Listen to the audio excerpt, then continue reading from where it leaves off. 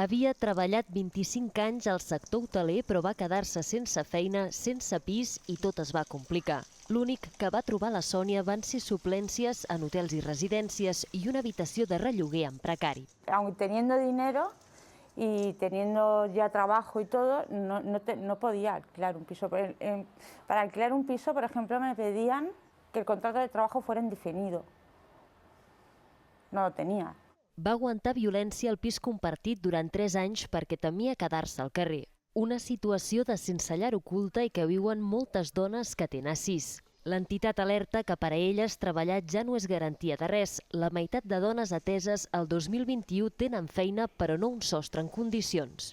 Tenim un mercat laboral precari que precaritza, tenim un mercat immobiliari que és excloent. I, per tant, quina és la solució? Per mi la solució és estructural. Les polítiques laborals s'han de poder continuar transformant, el mercat immobiliari cal una regulació urgent. Ho farem com a societat o no ho farem?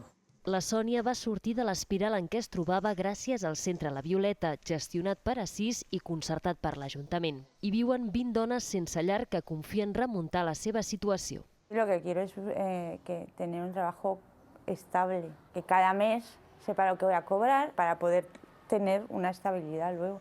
Si no, no puedes tener nada. Aquí es formen i miren de trobar una feina digna. Després de gairebé un any en marxa, el balanç del centre és positiu. El 60% d'usuàries aconsegueixen un lloc de treball durant la seva estada.